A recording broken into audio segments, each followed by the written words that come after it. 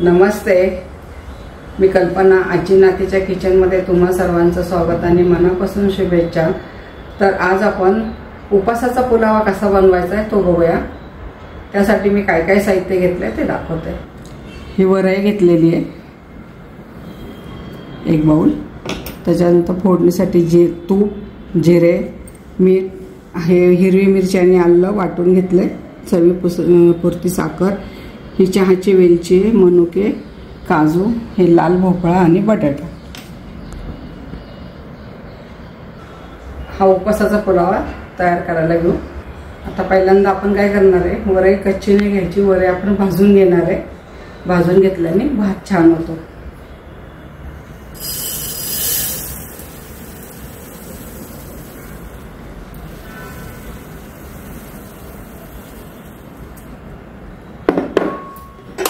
ही वरई आपण भाजून घेतो। वरई भाजून घेतली ना की भात चांगला होतो, असा गिचका होत नाही, मोकळा सळसळीत भात होतो।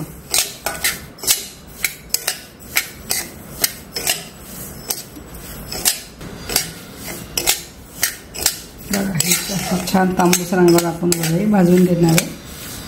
थंड झाली की आपण हे धुवून घ्यायचं आहे तांदूळ। खमंग वास सुटेपर्यंत भाजायची वरई। खमंग स्वाद होते वरई भाजलं।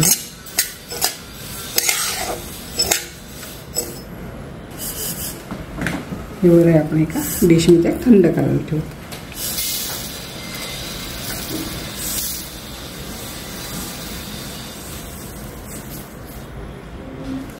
आता ही वरई थंड झालेली आहे, तर आपण याला आता धुवून घेऊ 1-2 पाण्याने।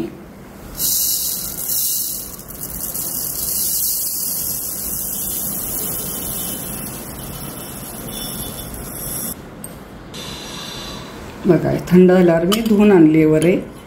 तर कसं केलं तर मी सांगते, आपण हे रोळून घेणार आहे, कारण ह्याच्यात बारीक गारा असतात ना, ते वरई आणि गारा सारखेच असतं, त्यामुळे दिसत नाही। मी रोवायचं कसं ते दाखवते। आता फोडणी करून घेऊ आपण।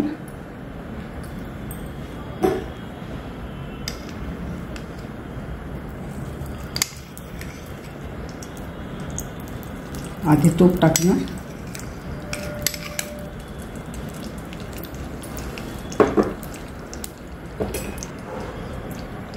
तूप झाले जिरे टाकणार।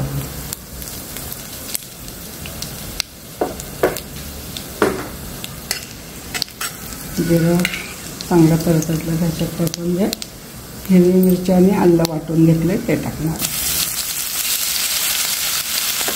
हिरवी मिरची नेहमी उपासाच्या अशी चांगले तेलामध्ये तुपामध्ये परतून घ्यायची, म्हणजे ही मिरची बाजार नाही। घेतलं तर तो बटाटा टाकणार याच्यामध्ये। भोपळा,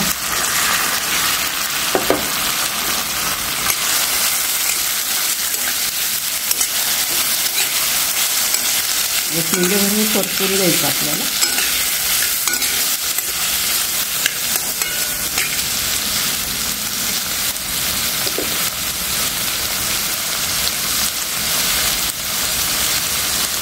जी वरई धुवून ठेवली होती आपण, ते आता ह्याच्यात टाकणार आहे, नंतर बाकीचं टाकणार आहे। रोळायचं कसं बघा, असं गोल गोल फिरवायचं। अल्ला कसे एक तेवढे तांदूळ हातामध्ये घ्यायचे।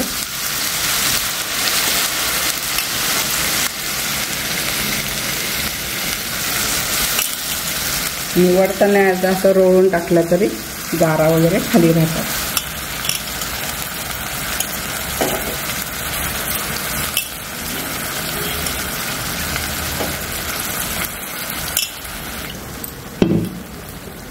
परतून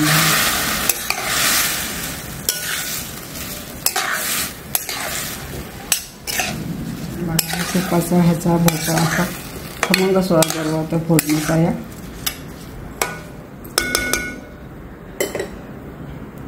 आता आपण जे मनुके घेतले होते ते मनुके घालणार आहे। काजू, ही वेलची आहे, ते आपण असे तोंड फोडून टाकणार याचे, म्हणजे वास छान येतो तो भाताचा।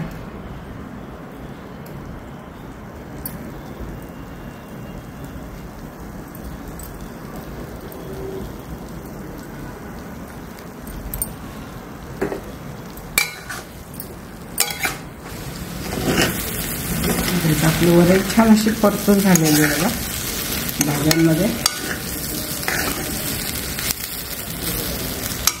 शेवटी टाकणार आहे आपण मीठ.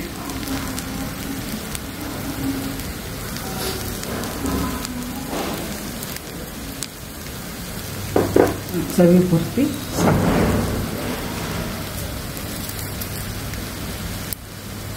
आपण जी बाऊल अर्धा बाऊल वरे घेतली होती त्याचं म्हणजे दुप्पट पाणी घ्यायचं. मी हे भरून घेतलं आता.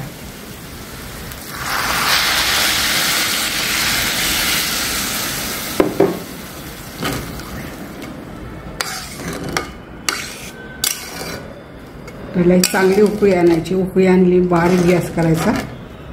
उकळी आल्यावर एक उकळी आली की झाकण ठेवून आहे आपण. बघा आता चांगली उकळी आलेली आहे. आपण एक सारखा हलवून घेऊ आणि मंद आचेवर याला शिजायला ठेवू. बारीक गॅस करून झाकण ठेवू आणि बारीक गॅस करू. मंद आचेवर चांगलं लागतं. चला आता इथं आपला पुलावा शिजला का नाही बघूया.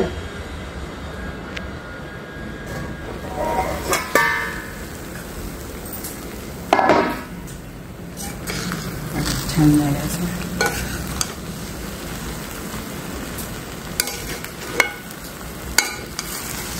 जब लागला नाही काही नाही. एकसारखं झालं.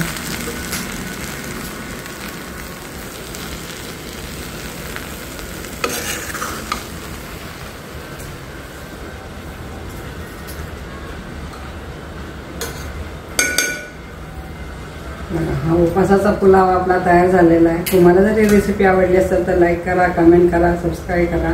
पुन्हा भेटूया अशाच नवीन नवीन पदार्थाबरोबर. तोपर्यंत संत तुकाराम महाराज म्हणा करा रे प्रसन्न सर्व सिद्धीचे.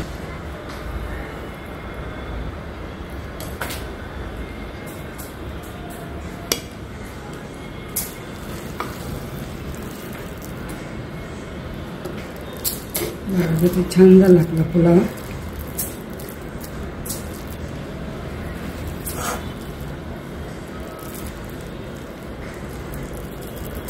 तुम्ही जरी खडे मसाले टाकले तरी उपासाला चालत असेल तर खडे मसाले टाकले तरी चालतात. दालचिनी, लवंग, मिरी असं.